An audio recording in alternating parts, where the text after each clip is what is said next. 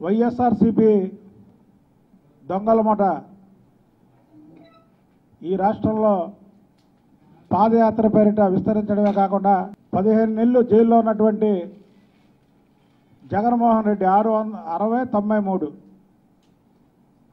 ఇంకొక ఆయన విజయసాయి రెడ్డి 5090, వీళ్ళిద్దరు నెంబర్లు. ఈరోజు పరిపాలనలో ఉన్నటువంటి వాళ్ళు కానీ ఎవరికి కూడా నెంబర్లు లేవు. వీళ్ళు దొంగలు కాబట్టికి 15 నెలలు జైల్లో ఉండి నెంబర్లు తీసుకున్నటువంటి ఘనత వీళ్ళది. అయితే చట్టంలో ఉన్నటువంటి లొసుగుల్ని ఆధారంగా తీసుకొని బెయిల్పై వచ్చి స్వేచ్ఛగా తిరుగుతూ మోడీ కాలు పట్టుకొని కేసుల్ని నత్తనడక నడిపిస్తూ ప్రజారంగంలో తిరుగుతున్నారు. అటువంటి వాళ్ళలో 5090 అయినటువంటి విజయసాయిరెడ్డి పిచ్చి కుక్క కొరిస్తే ర్యాబీస్ వ్యాధి వచ్చినట్టు మేము గత 6 నెలల క్రితమే చెప్పాం జగన్మోహన్ రెడ్డి గారికి, అయ్యా విజయసాయిరెడ్డి గారికి పిచ్చి కుక్క కరిసింది, ఆయనకి ర్యాబీస్ వ్యాధి వ్యాపించింది, ఆయనకి ఇమీడియట్లుగా మీరు వైద్యం చేయించాలి, లేని పక్షంలో మేము సీఎం రిలీఫ్ ఫండ్ నుంచన్నా మేము చేయిస్తామంటే ఆ పిచ్చి కుక్కను అలాగే వదిలేసి ఇష్టానుసారం మాట్లాడేలాగా జగన్మోహన్ రెడ్డి ఊరి మీదకి వదిలేశాడు విజయసాయిరెడ్డిని. చంద్రబాబు నాయుడు గారిది జాతీయ స్థాయి, జగన్మోహన్ రెడ్డిది విజయసాయిరెడ్డిది జైలు స్థాయి. వీళ్ళ చంద్రబాబు నాయుడు గారిని విమర్శించేది. మేము ఒకటి అనుకుంటున్నాం, ఇవాళ ఈయనకి ర్యాబీస్ వ్యాధి సోకింది, అది ఖచ్చితంగా కనబడుతుంది. వెటర్నరీ డాక్టర్లకి సంబంధించినటువంటి డైరెక్టర్కి ఒక లేఖ రాద్దాం అనుకుంటున్నాం. విజయసాయిరెడ్డి గారు ఎక్కడ కనబచ్చినా సరే ఆయన పట్టుకొని తీసుకెళ్ళి ర్యాబీస్ వ్యాధికి సంబంధించినటువంటి ఇంజక్షన్లు చేసి అతని ఆరోగ్యం కుదుట పడిన తర్వాత ప్రజల్లో వదలమని. ఎందుకంటే అతను దొంగ అయ్యండి, అతను 15 ఏళ్ళు జైల్లో ఉండి నిజాయితీపరుడైనటువంటి చంద్రబాబు నాయుడు గారు జైలుకి వెళ్తాడని పిచ్చెక్కిన వాళ్ళు మాట్లాడే మాటలు తప్ప జ్ఞానం తెలిసిన వ్యక్తులు మాట్లాడే మాటలు కావు. సాక్షాత్తు వైఎస్ రాజశేఖర రెడ్డి హయాంలోనే చంద్రబాబు నాయుడు గారి మీద 11 ఎంక్వైరీలు వేసి 5 సంవత్సరాలు ముఖ్యమంత్రిగా ఉన్నటువంటి వైఎస్ రాజశేఖర రెడ్డి చంద్రబాబు నాయుడు గారిని ఏం చేయలేకపోయాడు. ఏం చేస్తాడు, నిజాయితీతో కూడుకున్న వ్యక్తి కాబట్టి. మాట వస్తే స్టేలు తెచ్చుకున్నారంటారు. అసలు వీళ్ళకి చట్టం గురించి తెలియదు, న్యాయం గురించి తెలియదు. స్టేలు ఎందుకు ఇస్తారు? అందులో ఆయన మీద పెట్టినటువంటి కేసులో ఎటువంటి ఆధారాలు లేకపోతే స్టే ఇస్తారు. ఇది తప్పుడు కేసు అని. కాబట్టి చంద్రబాబు నాయుడు గారి మీద తప్పుడుగా ఏమైనా బనాయిస్తే దాని మీద స్టే ఇవ్వడం జరిగింది. ఇవాళ విజయసాయిరెడ్డికి కానీ జగన్మోహన్ రెడ్డికి కానీ కన్ను మూసినా కన్ను తెరిసినా జైలు పోలీసులు తప్ప వేరే గుర్తుకు రావట్లేదు. ఎందుకనంటే ఈ 4.5 ఏళ్ళు మోడీని పట్టుకొని కేసులు నత్తనడక నడిపించి ఏదో జీవనం అలా సాగించారు. ఇవాళ చంద్రబాబు నాయుడు గారు జాతీయ రాజకీయాల్లో ముఖ్య పాత్ర పోషించి జాతీయ నాయకులందరినీ ఒక తాటి మీద తీసుకొచ్చేసరికి మోడీ అంతం ఇక గ్యారంటీ 2019లో మోడీ ఇంటికి వెళ్ళడం గ్యారంటీని ప్రజలు ఇప్పటికే ఒక నిర్ణయానికి వచ్చారు. 6 నెలల ముందు ఒక ప్రధానిని దించేద్దామని ఈ దేశంలో ప్రతి ఒక్కరు కూడా నిర్ణయానికి వచ్చారు. ఈ 6 నెలల తర్వాత జైలుకి వెళ్ళడం ఖాయం అని వీళ్ళు ఈ మధ్య ఇక పిచ్చి పిచ్చి కోతలు కొయ్యడం మొదలుపెట్టారు. జగన్మోహన్ రెడ్డి కానివ్వండి, విజయసాయి రెడ్డి కానివ్వండి.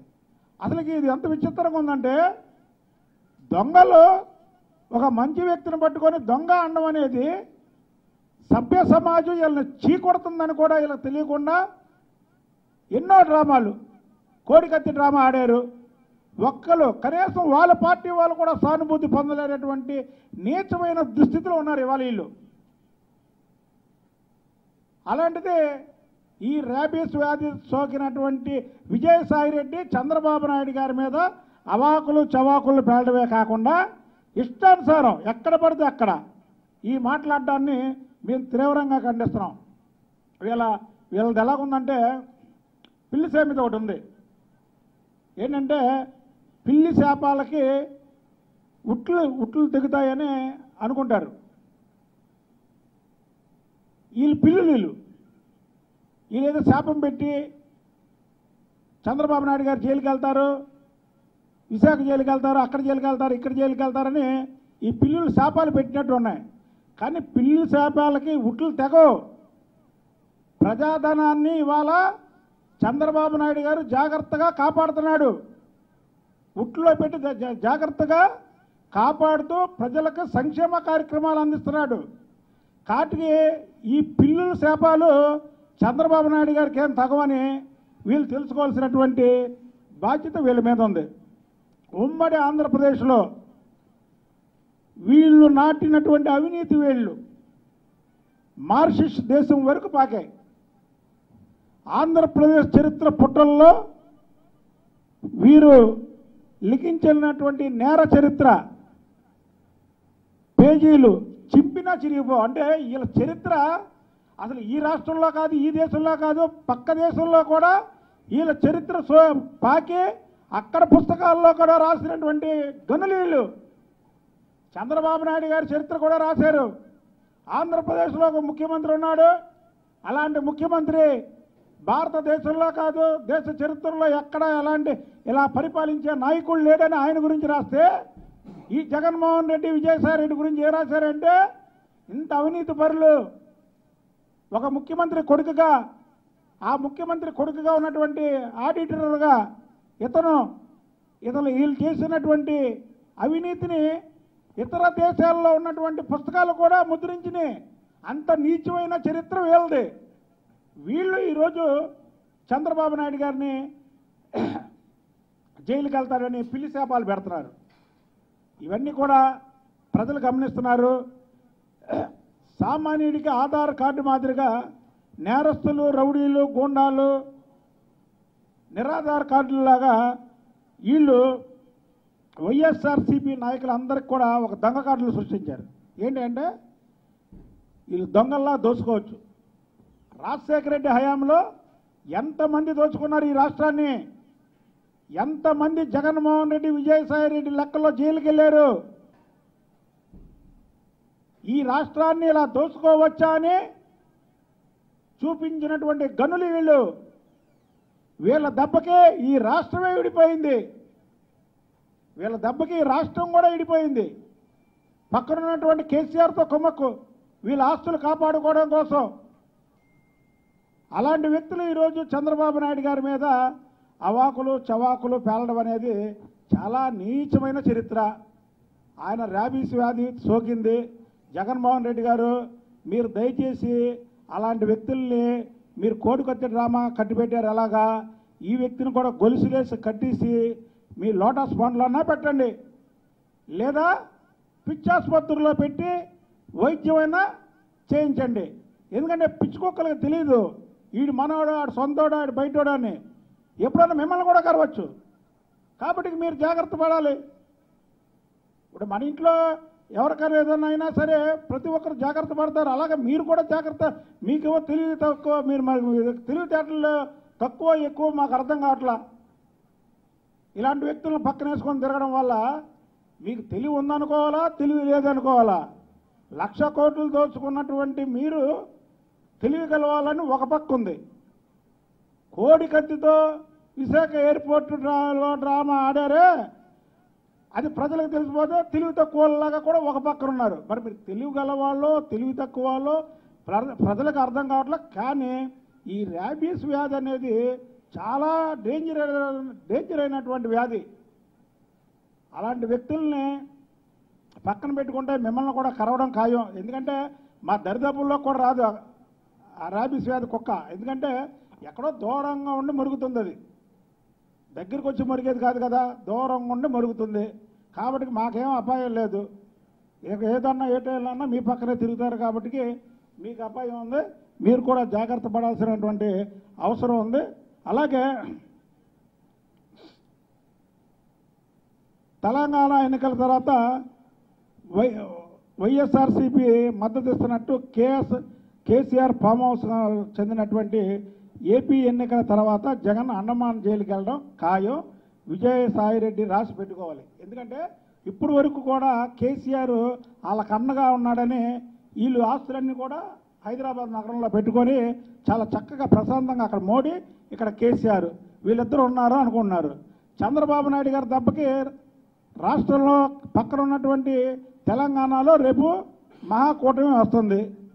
మహాకూటమి రాగానే వీళ్ళ ఆస్తులు వీళ్ళ చిట్ట మళ్ళీ ఇంకో చిట్ట బయటకు వస్తుంది. వీళ్ళు దోచుకుంది లక్షల కోట్లు. ఈడీ జప్తు చేసింది 43,000 కోట్లే. ఇంకా కొన్ని వేల కోట్ల రూపాయలు ఉన్నాయి వీళ్ళ దగ్గర. ఈ ఎక్కడ ఆగినాయంటే 2014లో తెలంగాణలో కేసీఆర్ రావడం, దేశంలో ప్రధానమంత్రి మోడీ అవడం, వీళ్ళ ఆస్తులకి కొద్దిగా కాపాడుకోగలిగారు. అలాగే కేసులు నత్తనడక రావడం జరిగింది. కాబట్టి ఇవన్నీ ప్రజలు గమనిస్తున్నారు.